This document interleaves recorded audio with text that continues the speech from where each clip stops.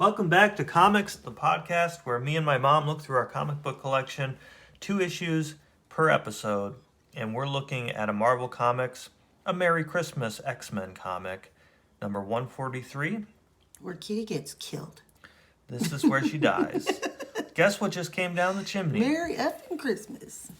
I like the weird cross-hatching on that On her flashlight. yeah. Makes it spookier looking. That is a really creepy creature. This is this is one of my favorite lineups of the X-Men, this era of X-Men. Wait a minute, she would be celebrating Hanukkah, though. You're right about that. Good memory. Yep, that's the reason why she's home alone, actually. Ah. So, they're like, oh, you don't celebrate Christmas? Stay home. Just stay home. Stay home, outsider. Didn't they learn anything about being mutants and being tolerant? So it starts with a flashback. So this is Storm fighting a bunch of demons from another dimension. Wow. And she had vanquished them, but it was difficult, I think. So this is 1981, by the way. I like that drawing and that costume, that uniform.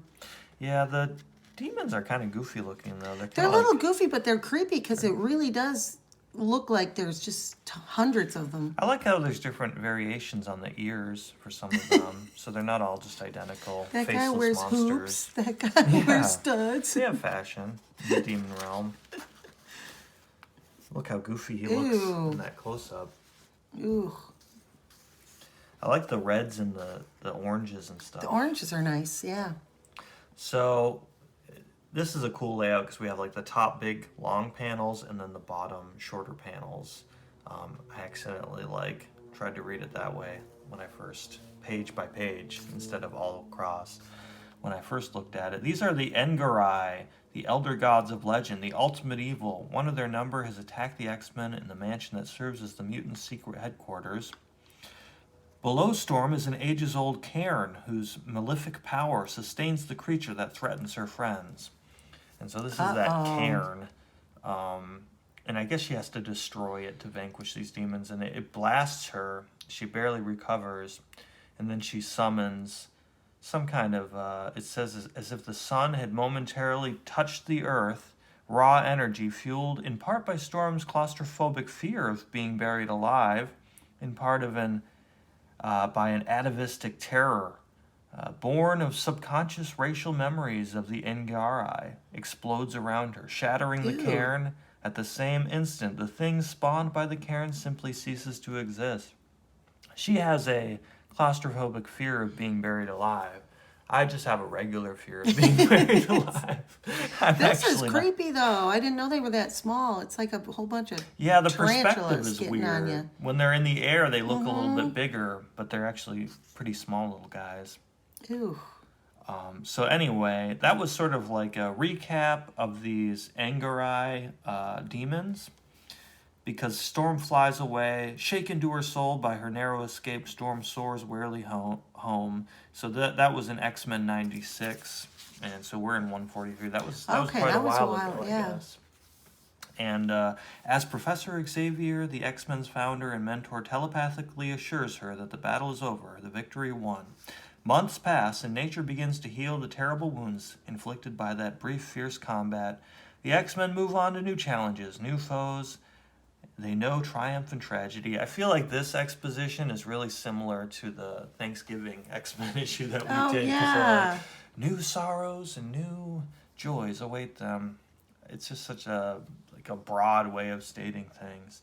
But the point of this exposition as the seasons change, which is a cool little sequence, is that they thought the Engarai were destroyed, but they were wrong. So here's one of those. This one looks a little more substantial than the other ones. Yeah, well, that one probably is going to be the parent of all the new ones. Maybe. Ooh. I know. That's abrupt. It's kind of like a horror movie. In fact, this issue seems very similar to Alien, the movie Alien, which would have come out in 1979, I looked up. So this, a couple years later. Although he looks a little evil there. I know, he does look evil. So they're a couple looking for their first Christmas tree together, and since they live in an apartment, he suggests cutting this little baby one, and when they get a house, they'll get a bigger tree. and they're being romantic or whatever, and all of a sudden, You're not the getting a angry eye house. grabs him by the throat. Yikes. For Douglas Moore, death is virtually instantaneous. I like this sun in the background turning red. It was red, I guess, when they were embracing, and then it's regular. Anyway, his wife has time for a choked cry that is ended as quickly as abruptly as her life. And when the killing is done, the Wow. angry eye feeds on both body and soul. These victims are but the first of many. Yo, we haven't had a comic yet that had horrible, vicious death. Are you sure? Can you think of one? Were people just death in general? No, but like Like a a horrible death? horror movie death. I don't think so, actually, now that you mention it. I really like these letterings. It Yeah. says Demon, I think. Ooh. So this is a John Byrne illustrated and Chris Claremont written X-Men. I think a lot of people really like this era of X-Men. It's thought of as one of the classic eras. And in Thanksgiving we got to see Angel with his mechanized Archangel form. We get to see him back Regular before Angel. all that bad stuff happened to him. So Wow. this is the hour of training that Kitty Pryde does with Professor X every day, in addition to her schooling and danger room stuff. They're running through how to work the Blackbird. Once more, Kitty, Blackbird ignition procedure from the beginning.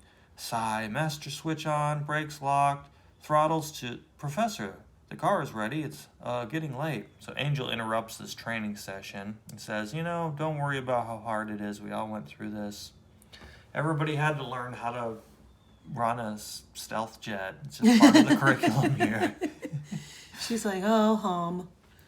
And Wolverine, who looks so He short looks little. next to both Mariko and Peter here. Colossus. He looks tiny. He almost reminds me because he's got like kind of a southern looking. I think he has a bolo tie on. Yeah. He's like Cotton Hill from King of the Hill or something. He lost his shins. He in looks like Vietnam. somebody's uncle that fought in Vietnam Yeah. and came back and yeah. So they're all getting an ready to era. go to some kind of Christmas party because this is I should have said this. 'Twas the night before Christmas, and all through the house the X-Men are stirring.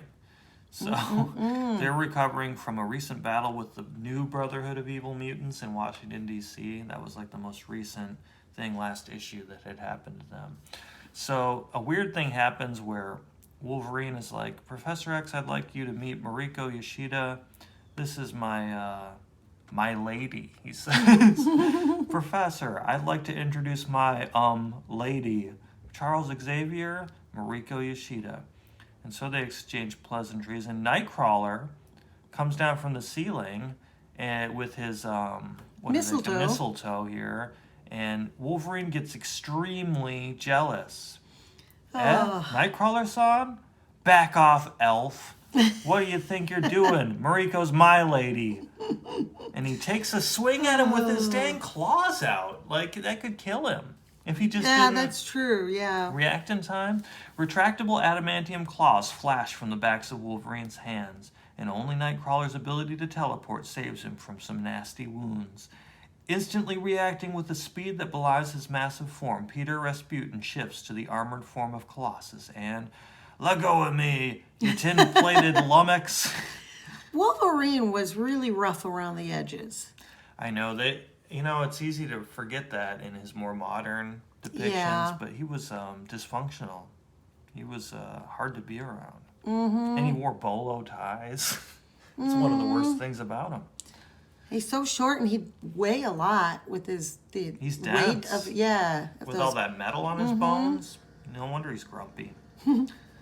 So, sheathe Professor your X, claws. he sends a mental command. It's like, Nightcrawler's not your real enemy. I guess the only thing I don't like about this little sequence is it seems like they're like, I know we're going to do some character interactions. Right. Let's give the 10-year-old boys like a little violence really quickly to make sure they're not bored or something like that. Because it seems like, I don't know, Wolverine's kind of a loose cannon, but he wouldn't just kill someone Would for he joking though? around. I'm obliged, Charlie. It's funny when he calls. Your telepathic mind touch did the trick. I'm calm now. Everything's cool. Misfit, Kurt, I'm sorry, I lost my head. I guess the old ways, the old habits die a lot harder than we figured. Mine are a killer's instincts. Always have been, always will be. I hope that could be changed. I was wrong. And he walks out with his cowboy hat on. How does his hair stay pointy under that cowboy hat? It's got a little channels. It just sits on top of his hair. So Kitty Pryde and Colossus are flirting a little bit with that mistletoe, and Storm comes in and says, I brought the car around. I guess she's the driver. She's like the chauffeur of the X-Men. I guess she's the leader because Scott's gone. Right. It's weird that they make her drive. It's like, I would make somebody else drive. Like, get a butler. You'd think she'd something. be out there honking. I mean, Angel went in to tell him that the car was ready, and then all that happened. And if you were out there, wouldn't you be like, what are they doing in there? Trying to kill each other? I also like that I think Colossus picks up Professor X in his wheelchair. Wheelchair and all, just picks him up. They don't have, like, accessibility. You would think the Xavier Mansion of all places would have a ramp to adhere to federal guidelines. But nope. No. He's got Peter. It's kind of privileged, Professor X. Not everybody has a giant mutant to carry him around.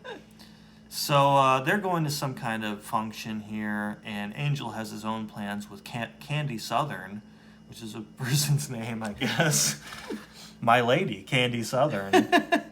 Chris Claremont really likes calling people his lady, or having characters say that. It's a weird thing. So, as you had guessed, great, the kid here may have a genius IQ, but she's about as quick on the uptake as a clam.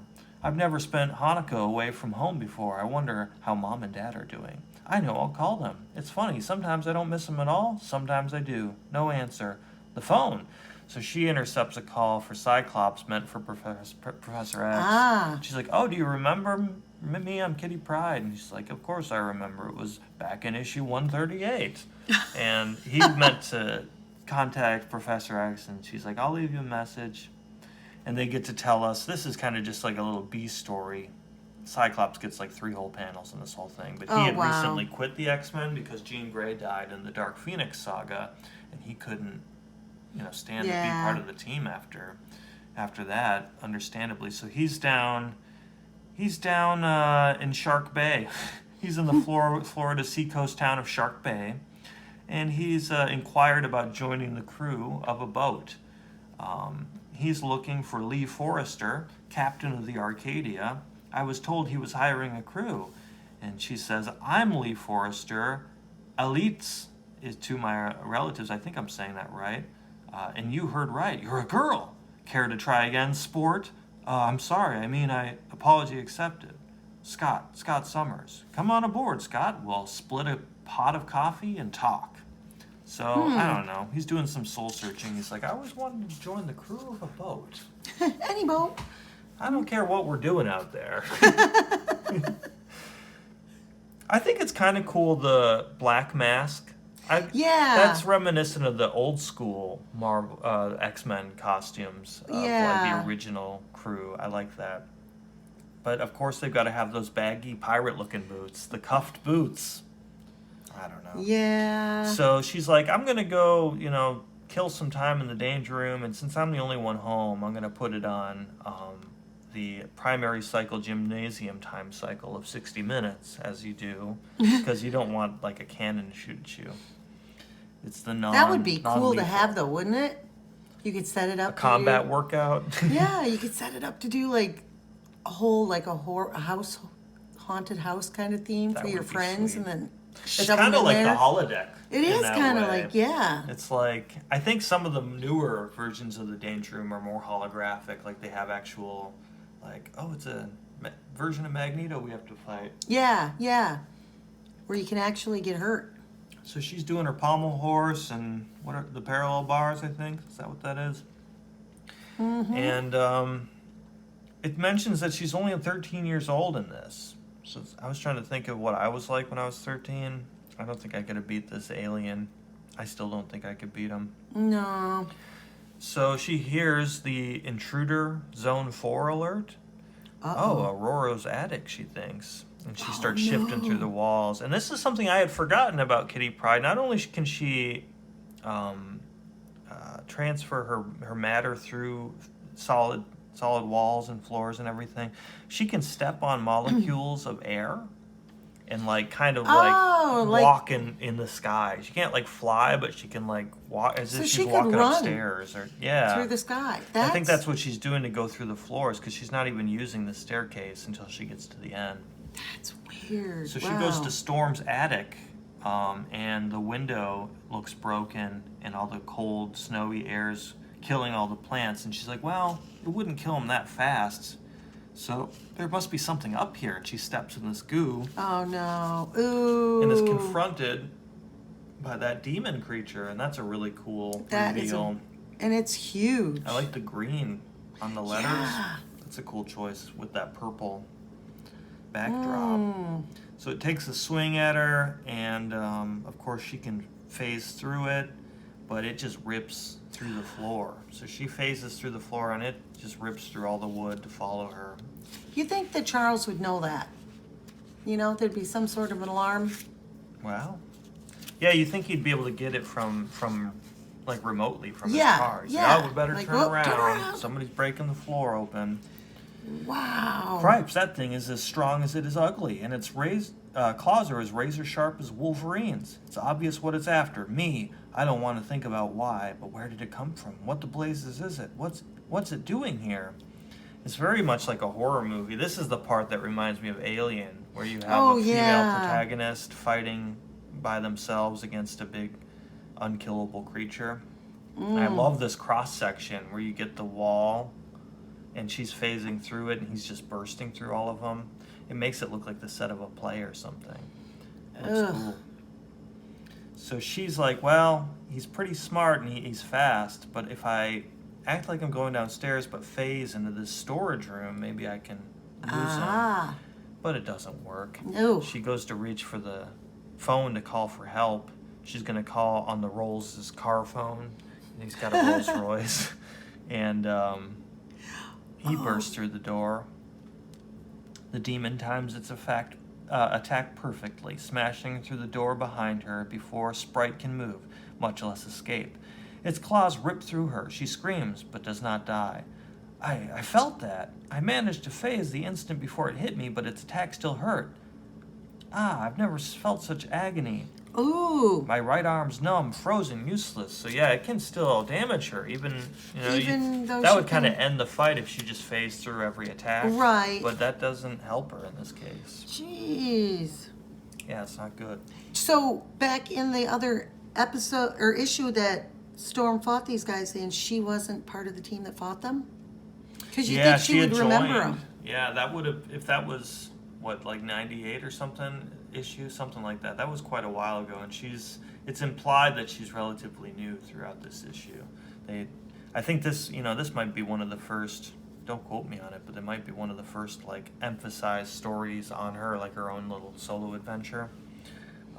But yeah, it does mention quite a bit that she's new to the school and still learning the ropes. And here's that part I was telling you about. Once more, using her phasing ability to literally walk on individual molecules of air, Kitty ascends from the floor to the control booth. So that she's is so maybe cool. I can use the danger room against him and set it on a more lethal setting, time it all out. He bursts through, and this supposedly unbreakable glass is broken as he dives at her. And I guess they have a mode where you can shoot 100 of Daredevil's batons at something. That's what it looks like to me, is those little rods. And then it is the Anger Eye's turn to yowl in surprise and pain as the trap so carefully laid by Kitty is sprung. Nailed the creep. But although staggered by the multiple assaults, the demon is far from beaten. It's ripping up the floor. Bad move, Ugly. Reacting that way is sure to throw the danger room systems out of control and cancel the safety interlocks. Unfortunately, when the devices in here run wild, they can not only kill you, they can kill me as well. This is a great drawing. This panel is really cool. Nice. It's cool that you see them in shadow like that. It makes them look more two-dimensional. Yeah. That's really nice. So, let's see. She's kind of losing hope here. My phasing ability will protect me from the mechanical threats. I'll simply slip right through them. I'll be less able to handle gas or sonic attacks or the hallucinogenic light shows. So they have hallucinogenic light shows as part. Save those for Saturday night, but they play some Pink Floyd. And at the same time, I've got to stay away from the creature. I didn't expect to be here with it when the room activated. I thought I'd be watching from the safety of the booth. So they've got like a buzzsaw. It's got some kind of flamethrower kind of thing. Needle. Yeah, flamethrower. Wow, more batons. Big spiked ball. Some kind of bullet. You know, she does mention. She's like, I wish I had a giant flamethrower. At one, I don't think it's in this part, and it reminded me of Alien as well, because I think in the end of that movie, doesn't Sigourney Weaver have like a I've never seen that movie. Oh, really? It's a good movie. I know you don't like scary ones that much. No, I like scary ones. I tried watching freaky. it. I fell asleep. It's a little slow to start, but it builds. Here we go. This is what I'm talking about. In the danger room, it almost caught me, but fire forced it away. It is vulnerable to intense heat. Too bad I don't have some king-size flamethrowers handy. They used them to fight that monster in that movie. It didn't work, though. But I remember what did. Oh, boy. I just hope it works as well for me. So good thing she saw Alien when she was 11. Because that was a couple years before this comic was published, and she's 13. Damn, I would have been terrified if I saw Alien at 11 years old. Are you saying that's how I'm going to die? I didn't see the movie, so I don't... You didn't see it? I won't know how to fight. When this thing comes for you. Dang. I love the That's really neat, yeah. Kind of a weird... I can't tell if it's the age of the comic, but in his little armpit area, the background's pink. It's, yeah. Like a little color issue. So, yeah, it's going after her, and... wow. She's staggering towards the Blackbird hangar, so they're bringing it full circle to her. She was just getting tutored on this. Did she pass her test? She finishes the journey on foot, 900 meters in 3 minutes. And just in case you want to know, a meter is 3.3 feet. So times that by 900, and you'll know how many feet. Ignoring the white-hot poker stabbing through her chest with every gasping breath, and the blinding shards of pain from her left knee that reduce her to a hobble by the time she reaches the hangar. So she's been injured. Oh, boy. What were you going to say? Can she maintain her phase? Like, just go into a phase mode? I don't think so. Because, yeah, you would think she'd be unbeatable. She'd be constantly But it probably phasing. takes energy to do that, Yeah. so she would run out of energy, yeah. Lose focus or something. And, you know, if you just lost focus for a second and became corporeal and somebody got you, it would be stressful. Or you were being cut in half by a floor. Yeah, that would hurt. So there in the launch bay, on the elevator that lifts it to the surface for takeoff, sits the X-Men's modified SR-71 Blackbird, probably the most powerful aircraft on Earth. It is capable of circling the globe without refueling, or soaring to the edge of space, or flying at sonic speeds, hypersonic, over 5 times the speed of sound. And so she starts booting it up. I like all the detail in the control panels. Yeah. Wow. She actually substantiates through the butt of one of the seats. Oh, it was Wolverines! Oh! All the trapped fart gas of so many missions. And she's freaking out as the monster's running down like this runway passage, closing in on her. Can you imagine looking back? Every time you look back, it's closer. I like the tear in her eye really sells the terror. Horror. And she slams her hands down on the ignition, and 2 engines, each rated at 20,000 kilograms of thrust, flared to life at the touch of a button. They're at full emergency power, afterburners punching twin pillars of flame from the huge exhausts. From behind the Blackbird, it's like suddenly finding oneself transported to the gates of hell or plunged into the heart of a star. A howling basso roar fills the hangar, as awesome in its own way as the engines fire. The engines were never meant to be fired underground, and especially not at maximum thrust. They create blast waves that shake the complex like a small earthquake. Metal, stressed beyond endurance, bends, shrieks. Telltales in the cockpit flash urgent warnings. Kitty ignores them until finally, with an almost human scream, the landing gear buckles and the Blackbird hurls itself forward across the launch bay into the far wall. She like wrecks the plane and the hangar. Wow. You saw how many rooms he burst through. And then she burns them all up, so there's no evidence. And you think until it reaches out of the flames. Oh. I love all the little detail on its arm and hand. She has time to scream. And it cuts away from that. Wow. I like the solid red background. That's And horrendous. what do we get? The Human Torch in Blown About. Look at that lady's hair. Okay, everybody, hand over the furs, the money, and the jewels, or get a blast from my supersonic hair dryer. It'll do a lot more than dry your hair. Look at this guy. I don't even have hair. Let's see if I can't put a stop to that little game, the Human Torch says. Watch out, I'll blow your flames right out. Holy smoke! Jeez. She'll cool my fire soon. I've got to get her... She'll cool my fire soon. I've got to get her hands off that blow dryer. Hey, what's that I see? Hostess cupcakes, just the thing. You'll want to get your hot little hands on these goodies. Chocolatey cake, chocolatey icing, great tasting, a jewel of a find. A hot number like you shouldn't drop her weapon for anything, not even hostess cupcakes. You get a big delight in every bite of hostess cupcakes. It's true. My dad, going to work, would always take snowballs. Remember those? Ooh, I like those. The coconut ones. The marshmallow coconut coating and the pink ones and white We need ones. to get a sponsorship from Hostess and the fruit pies for how much plugs we get them on this podcast Twinkies. by reading their 50-year-old ads. Anyway, we cut back and they've returned in the Rolls Royce. An unexpected obstacle was a police roadblock in Salem Center. There had been a series of gruesome murders nearby earlier this evening, the last uncomfortably close to Xavier's school. The police were alerting all the local residents as well as checking all strangers passing through town. So that must have been the monster's wake as it made its way towards Storm's hideout because it wanted revenge, but it was killing people along the way. So That's awful. Boss is like, this is strange, but he comes across Kitty Pryde, so she must have survived with a cursive-looking yawn. Oh, hi, Peter. Oh, thank heavens it's you. Wait till you hear what happened tonight. You have no idea how happy I am to see you. Mom and Dad, you grew a beard. Her dad grew a beard for the occasion. It's a weird detail to include. It's his character development for this arc. Mom, you grew a beard. So in the last page, they're sort of catching up to speed on Kitty's adventure. I was attacked by a big ugly monster. A monster? Aurora, you had to see it to believe it. We fought. I got lucky. I won. But in the process, I kind of wrecked the danger room. Wrecked the danger room? And the Blackbird, and the hangar, and a lot of the house. Oh my. Are you angry? I'm not quite sure, but from the sound of things, I'm fairly certain I should feel terribly proud of you. Gee.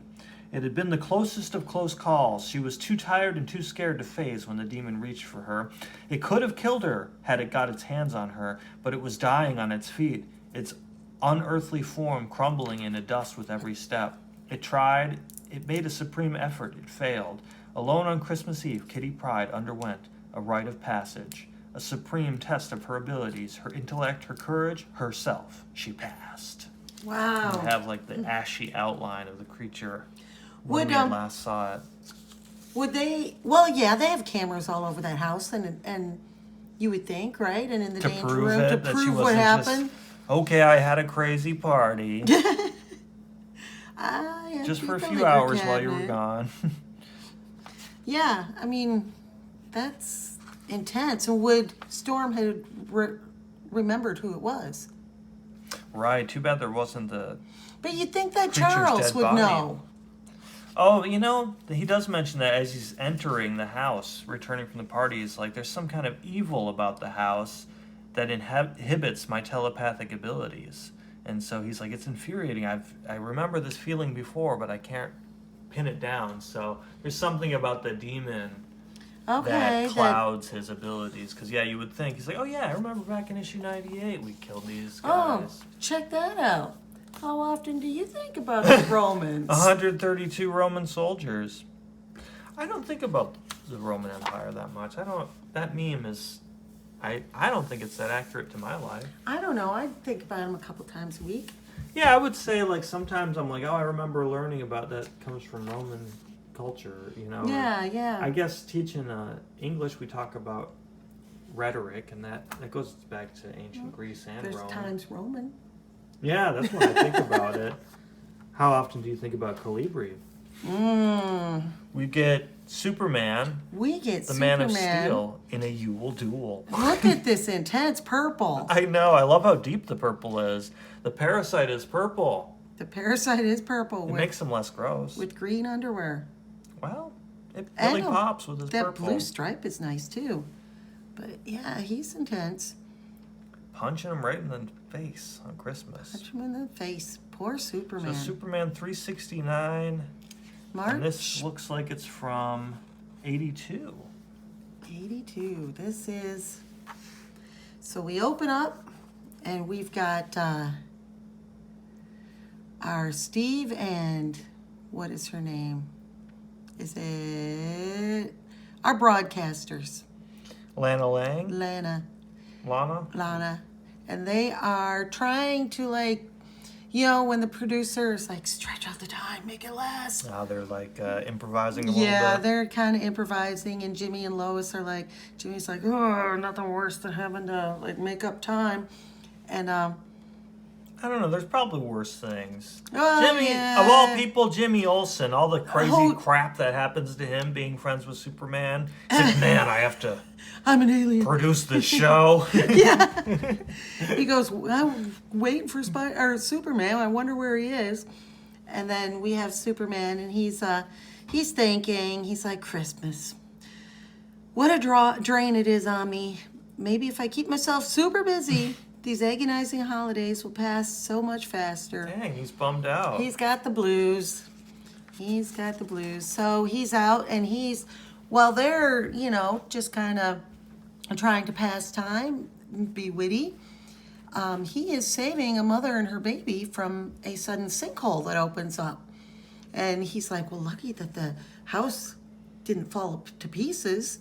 And so he lifts it back out just as it's falling in, lifts it back out. And he thinks about how dentists fill up fillings.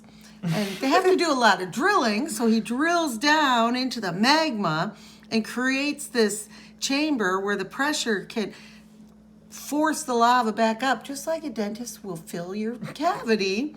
And then he blows on it with his cool breath to turn it into solid rock. You know, it's a good thing he's a journalist because he has all that general knowledge. Like, oh, yeah, that interview I did with Dr. Dentist, Yes.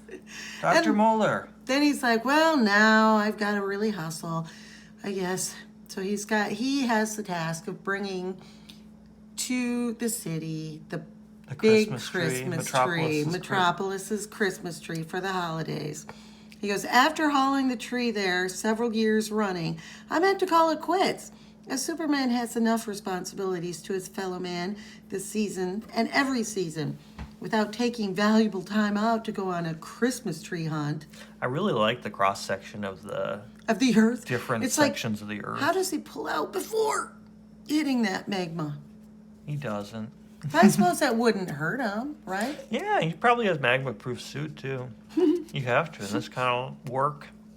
He doesn't show he's carrying Batman. He uses him to Do you think the layers are so even? They're like very straight don't lines. think I feel like it so. would be bumpy where like it goes up for a minute and then it goes down. Maybe I don't understand. Well, because the Earth wasn't made just like in equal layers. It was made by volcanoes and earthquakes. So it's like a casserole. That's how they made it. it's a Minnesota casserole. So he picks the tree and he starts flying back. And then we cut to this other part Ooh. where we have this I'm always innocent- worried when there's those people collecting for like like, the what if I don't give Salvation them my Army. Or whatever. change? I don't give it. Yeah, they're gonna do that. Son of a. And so we have this guy, Cheapskate. he's walking along, and this Santa, as the guy passes, clunks him on the back of the head. But it's not just a regular guy. Let's see. Oh, he got a good kick in there. He got a kick in on him. And he goes, well, tonight, Oh my God! He throws him down the sewer. Corey Renwald just isn't in the mood to go 3 rounds with some small-time street muscle. So yeah, he grabs him and tosses him down the sewer with the trash, and then he listens as the little splish splish feet. He goes, well, he's running off with the other rats. And it shows his costume. He cuts out of the costume to escape. I think we stumbled on a trope because there's a criminal Santa Claus in this one, and then we're gonna see in the second part of our Christmas spectacular a homicidal Santa Claus, and in my Batman there's a criminal disguised Really? as Santa. That's a pattern that I have to give it credit for X-Men for skipping over it. You don't have to do it every time it's Christmas. There's no Santa to be found. That's a good break from it. We need a Kwanzaa comic or something to break away from all these evil Santa tropes. And so we cut back, and our reporters look up, and there is Superman. And he flies the tree in, plants it, grabs the ornaments, and like Superman does, goes They're like, fast we kind of as he can. wanted to decorate it ourselves. we all It's part of the fun. It's like, nah, it looks great. Bye. Look at his face. He's like holding in a fart, and not quite holding it in as he flies away. And she said, only one reason his services must suddenly be needed elsewhere. Then I guess it's up to little old me to throw the big switch, and the tree comes on. What a weird panel sequence. Isn't it? Got a relative square, this weird parallelogram, circle, Down another to this weird little parallelogram or three. Yeah, what a weird it's- choice. It's odd. Then we cut to Lois and her little page boy. Lois is a little lad who loves berries and cream.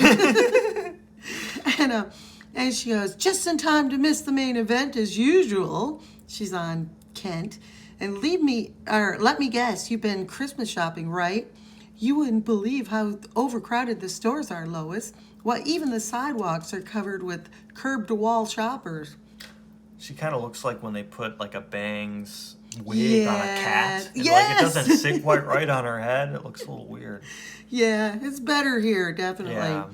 And so they tease him and stuff a little bit. Then we cut back to our There's a crane. and meanwhile, a lone visitor to Metropolis trudges across a snow-swamped construction lot on the Lower East Side. Most of my fellow operatives would resent having to report for an assignment that might tie them up over the holidays. Me, I don't care. Oh, wait, so maybe I misunderstood. This guy's a criminal, and the Santa that attacked him, was he like an He's not a undercover criminal. cop? No. The Santa was This the redhead criminal. guy's not- His name is Corey Renwald. Yeah, but he's not, he's a good guy? It didn't let you know who he was. Oh, I thought that- But then it says, it doesn't let you know. I thought this was him again. It is him. Oh, okay. It is Corey Renwald. Well, he seems like he's up to no good, is what I'm getting at. He's an Well, operative who calls himself that and does anything good. Well, there are good operatives and bad operatives. I've never heard of a good operative. Anybody in this If somebody says, we're going to send you an operative over, I'd be like, could you not? Is it that bad? That's true. But he goes searching for this message where he was told it would be. He gets it. And they want him to look into someone who has given information who is Treason. against. Oh, okay. So he's a you were right. So Yeah, CIA, FBI kind of thing, government agent.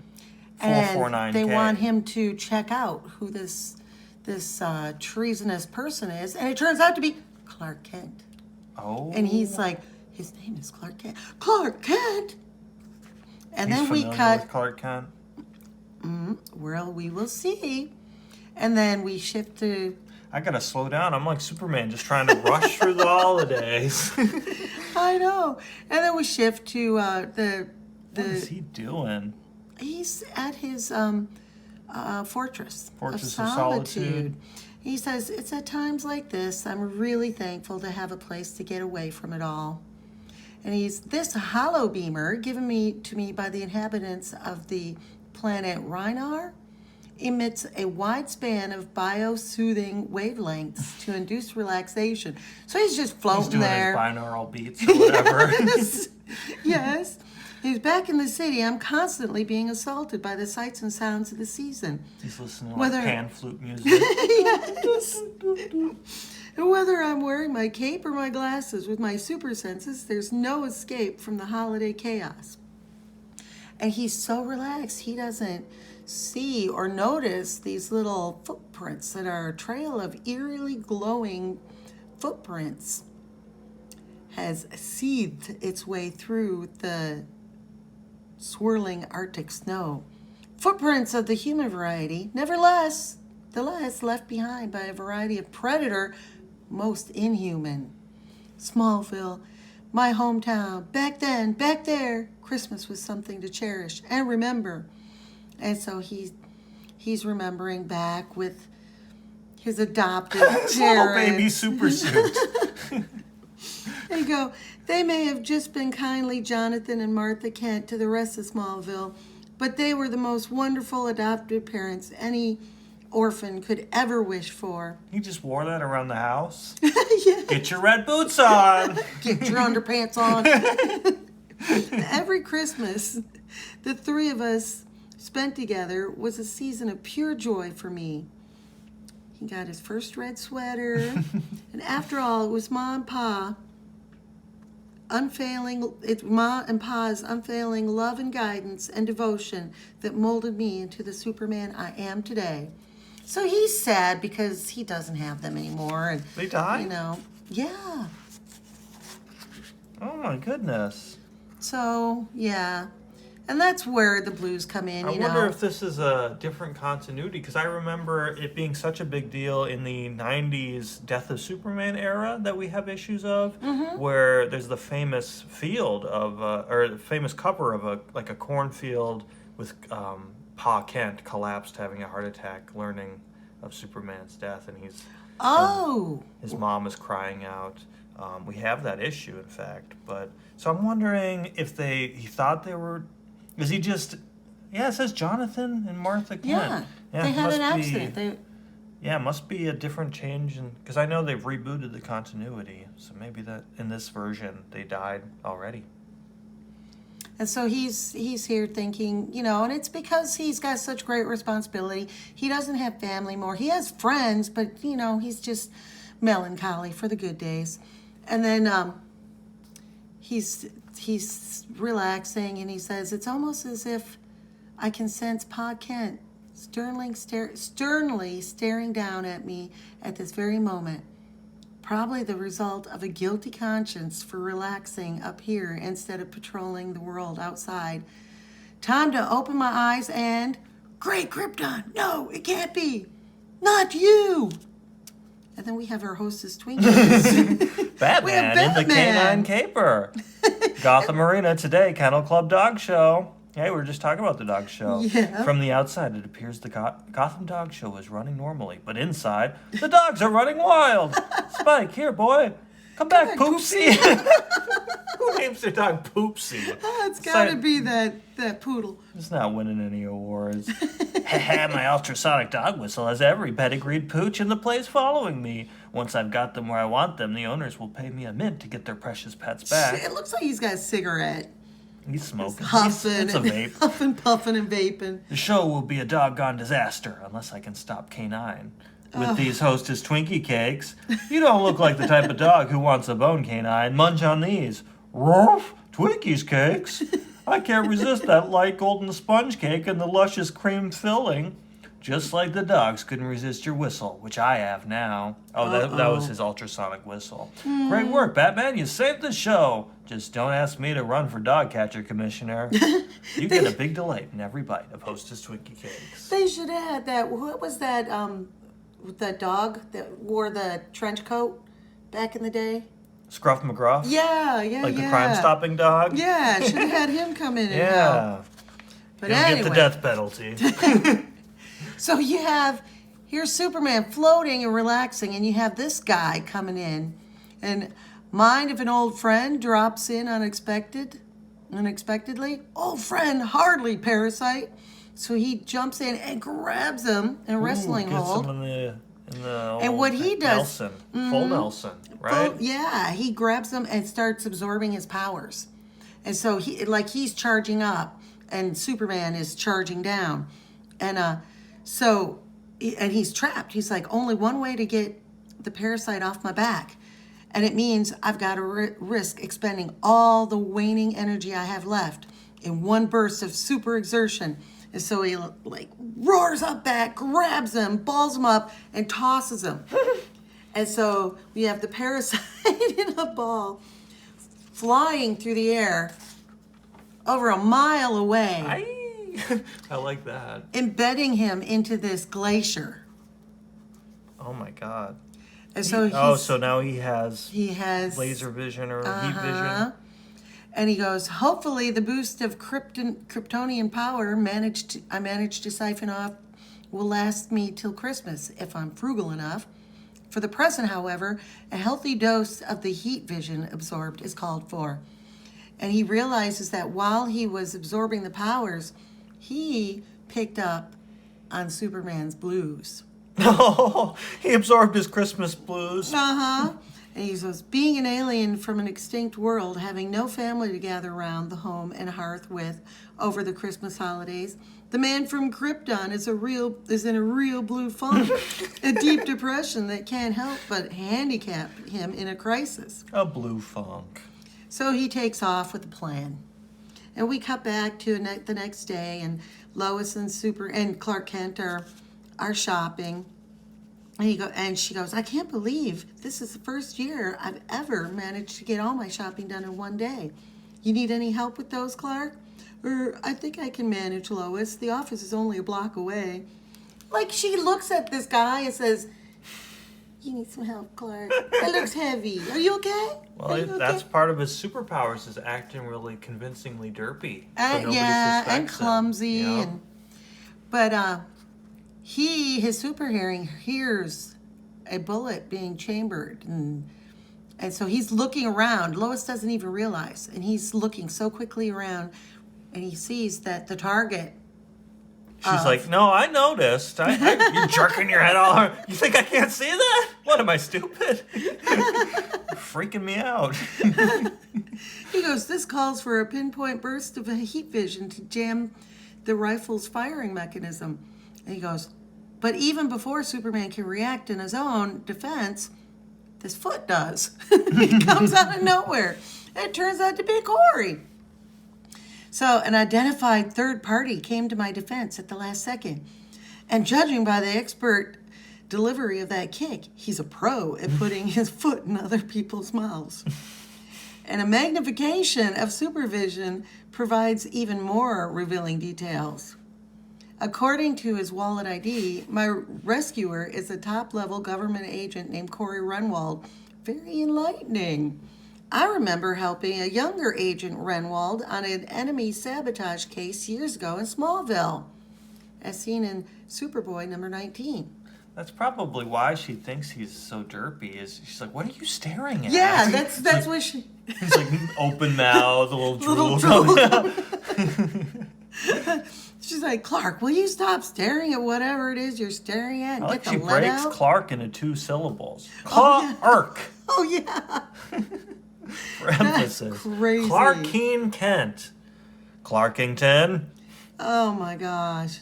So she goes, if I don't get you out of this December chill soon, your arms are going to be frozen solid around my packages. He's like, you wish. He doesn't even say anything. He just thinks.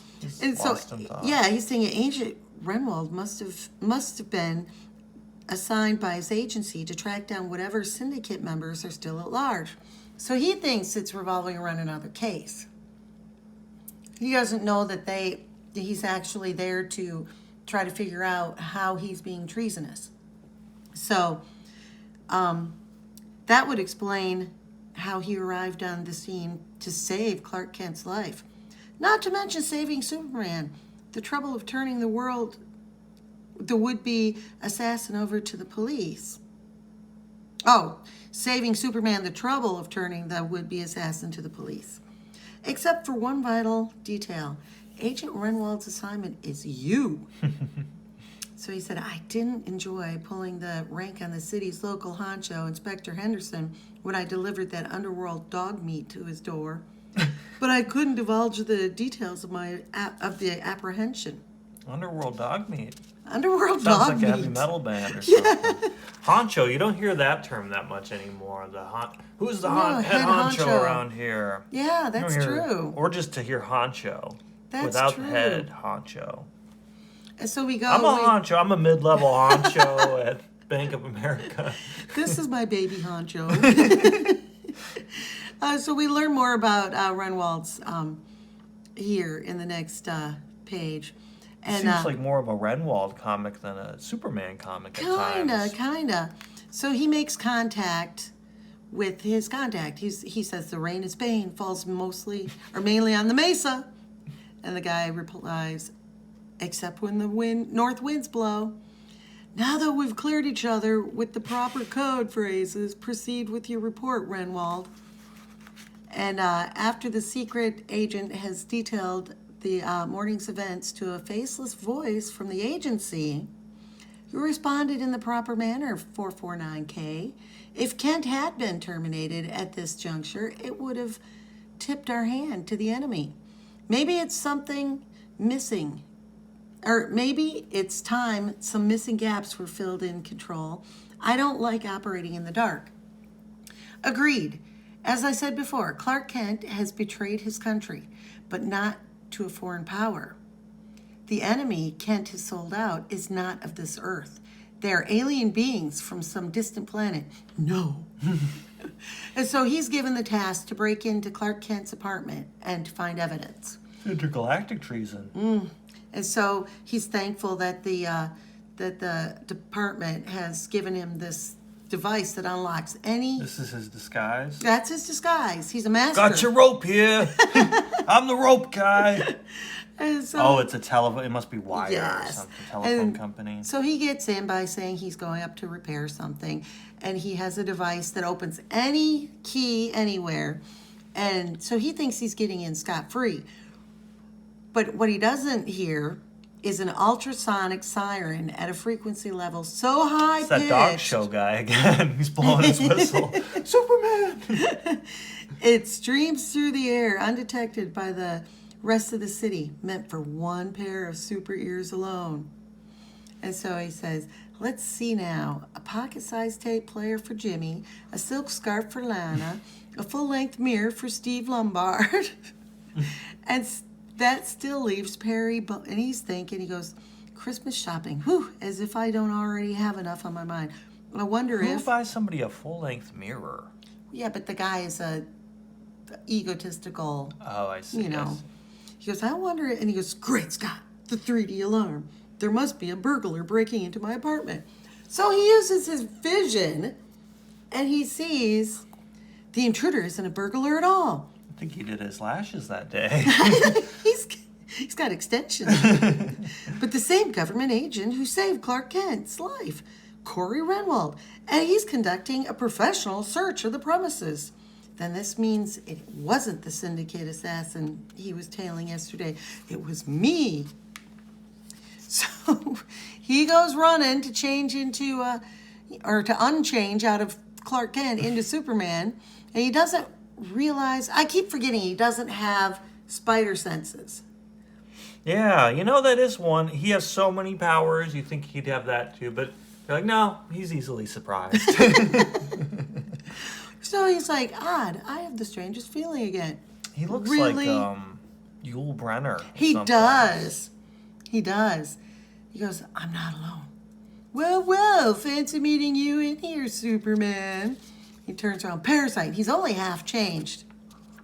So Parasite tells him to use his heat vision to burn off those pants. It wouldn't do for someone to find a thoroughly exhausted Man of Steel wearing Clark Kent slacks. It wouldn't do. It wouldn't do. I do like this impact. That's cool. Yes. Dang. So he's, this whole time that he's in contact, he's siphoning off his powers. And he lets him drop out the window. And he's weak, so he just goes plummeting.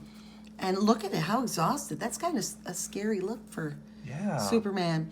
But let us follow Parasite's example and leave the unmoving, caped form for the moment. as we shift from the Galaxy Plaza and Superman's Dilemma to 344 Clinton Street and the latest developments in yet another dilemma. He goes, it'll take a while for the full impact of this startling discovery I made in Clark Kent's apartment to sink in. But one thing I do know for sure, I've got a real moral dilemma on my hands. Do I report what I've learned to the agency according to SOP? That means standard operating procedure. It's like we got to learn about meter conversion. That's right. Or do I break protocol and keep what I know is a secret just between me and Kent? Whatever my decision, I've got to decide now. And then we hear the rain is bane, falls mainly on the mesa, except when the north wind blows. All right, 449K, my orders are to relay the findings you made in your search of the Kent premises. He says, negative. My report is of such a sensitive nature, I'll divulge it only to the head man who has been coordinating this operation. The honcho. The big honcho here, no mid-management honcho. And so he said, tell him respectfully, I respectfully request his presence. So we cut to a moment later after the cable acknowledges Corey's instructions and they part company according to agency procedure. Everything is proceeding precisely to plan, as they say. Renwald is playing into my hand just as I predicted he would. And also, as I predicted, his expertise as an agent enabled him to uncover some of the secret interplanetary trophies my caped foe keeps hidden throughout his civilian apartment, thus making Clark Kent's defection to alien invaders seem even more plausible to Agent Renwald. So are you getting a gist of who this guy is? He was ever... That's the Parasite? Mm-hmm. Oh, I see he has a mask. As little does Renwald suspect how deftly he's been manipulated the past few days. He was in the Santa suit. Oh, that was him? He hid the little tape deck for him to find. He was the one he talked to on the phone. He's being manipulated this whole time. And now he's like, and now for my next move, I wonder what would happen if the Kryptonian were confronted by not one, but two overwhelming problems. Crisis number one, namely me, menace him as Superman. While simultaneously, crisis number two, Corey Renwald jeopardizes his life as Clark Kent. I didn't realize the Parasite knew about his alter ego. Oh, yeah. I think it said earlier that during the first time that he ever... Well, it seems like he gets people's memory cells as he can, makes yes. physical contact. That's how he learned about Renwald's thoughts. And and what Metropolis has got is one sorry man of steel, never more ripe for utter defeat and annihilation. He's like, and now for community theater practice of the King and I. The rain Then I'll destroy falls him. But no need to hurry. I'm having too much fun just watching Superman steady slide through the depths of despair. Gosh. Poor guy. So we see Superman going back to his apartment, and he's like, just as I figured. And he looks, and even though Corey wore gloves, not to leave any fingerprints, he still can see the residue of the glove. He saw him doing it in the moment He across saw the him city. do it, yes. And now he I has wonder how the he proof. controls his X-ray vision to be like, stop now. I Don't go know. through any more things. I just want to see that. I wonder if he knows who's wearing boxers or briefs. He knows. He knows. Commando, we meet again. What? Oh, never mind. Depends. So whatever the explanation, Renwald's discovery can only mean super trouble, especially if he's already reported his find. Yes, sir. This will certainly be one Christmas Superman and Clark Kent will never forget, assuming we both survive it. And later that day, we join one of the many hourly holiday office parties in progress this afternoon across Metropolis. And so they're back in the office, and And Clark makes an appearance, but then disappears. And as he's leaving, he runs into Lois, who brought a friend from NBC. It's a newscaster from New York, who happens to be Carol Jenkins. And she Is said, that like a real person? I don't know. I thought, and I'm like thinking, I don't remember a Carol Jenkins. But anyway, Clark is, as nice as he can be, and then he scoots off, and then the speech bubble here is, Lois, what's all this flap I heard about your friend being a klutz when he's off camera? I think he's absolutely charming and personal. If you ask me, I'd say there's a lot more to your Mr. Kent than meets the eye. What's this flap? I know. What's this flap you've been giving me? Lois, you and your flap. And if Carol Jenkins only knew how much more. So he says, my anti-parasite plan is finally paying off. My power leeching foe never dreamed the last burst of Kryptonian energy he drained from me was chemically treated. Oh. So, to alert my super senses at close range, I began picking up his scent during the Galaxy Christmas party only seconds ago. That means Parasite is lurking somewhere in a 4-block radius at this very moment. And then we cut back to, and the moment happens to be precisely 6 p.m., 1800 hours. The rain is bane, falls mainly on the mesa, except when the north winds blow. So I'm finally face to face with the head man behind this operation. I have very little time, Agent Renwald. Let's have your report. What is the nature of your discovery in Kent's apartment? But before Corey Renwald can respond to the order, a new hobby, Parasite. I didn't know you were into improvising government officials these days. He grabs. What is he wearing? A suit, or is he just grabbing his flesh? Yeah, it's like the cat when you grab a cat by the scruff. He's got a primordial pouch too. Ew. Superman, I'd already deduced this head man was a phony, but when I set this meeting up to expose him, I never dreamed it was the Parasite. Glad to see you refreshed and feeling chipper again, Kryptonian, because your strength shall soon be mine. And this time, you won't even have enough energy left to breathe with. Be my guest, Parasite. Absorb away. I'll soon have you on your knees. Something wrong. Feeling a bit peaked, Parasite?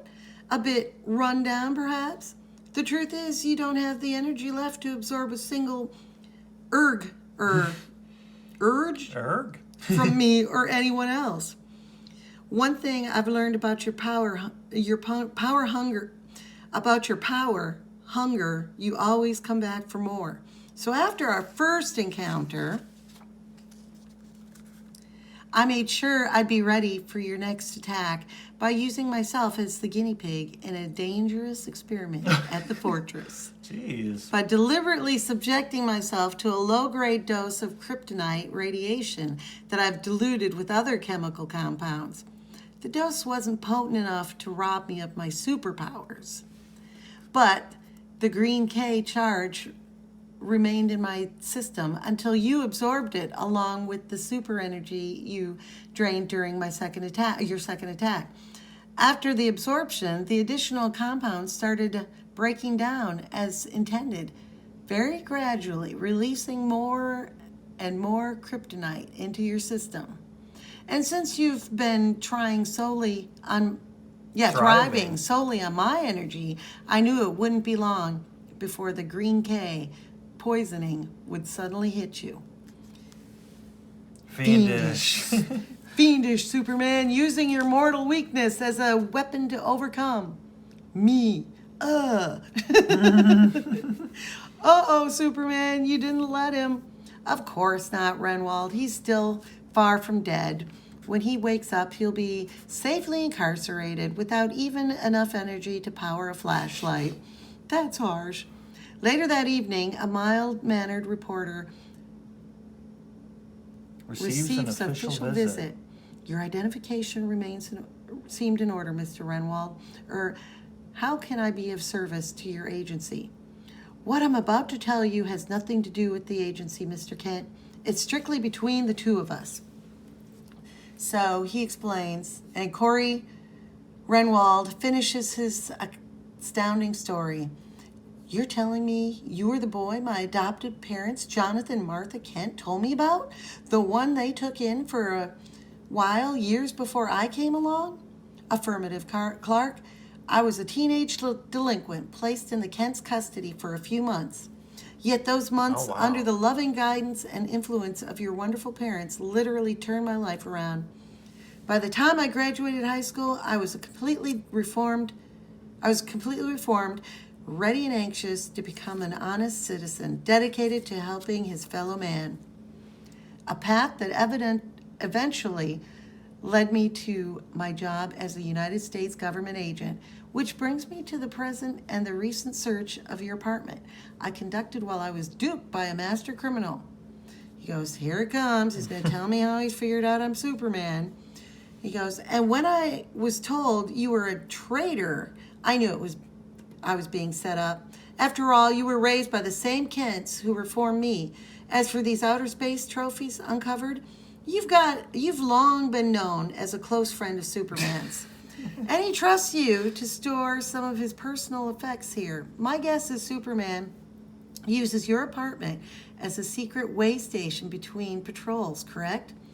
And Clark says, well, let's just say Superman can make himself at home here, Renwald. Call me Corey, Clark. After all, you and I could practically call ourselves brothers, considering the two people who shaped our lives. You know something? I spent the happiest Christmas of my life with them. Me too, Corey. Many of them. And we end with them. What a revelation about their Yeah. relationship to the Kents.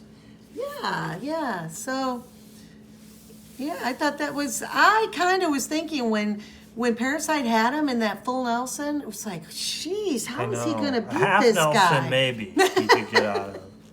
But You go full Nelson on somebody. I mean, that. I know he just used a burst. He had one burst left, and he bursted but out then of it. he was gone. I mean, Yeah, it's kind of like, how would he even? I guess his arms went out. So he slipped out of it. He hit him I think he headbutted him. but when you think how, you think on Superman, you think, well, he's one of the most overly powered, characters out there. And yet this guy can bring him to his knees. Well, That's he insane. powers him. That's the whole, yeah. So he'd be a great guy to have in a movie, to have him fight. Because you would really feel that, that. I think they've used Parasite in the cartoon versions, but not in, I don't think they've used him in the live action movies, have they? It would be interesting. Because you definitely would feel that hopelessness of, oh, is he going to be able to make it this time? But yeah. So, two great Christmas, or actually a Hanukkah and a Christmas issue. So, if you enjoyed this, thanks for watching, and please comment and like and subscribe. We always appreciate when you do. And stay tuned for part 2 of our Christmas Spectacular series. Thanks.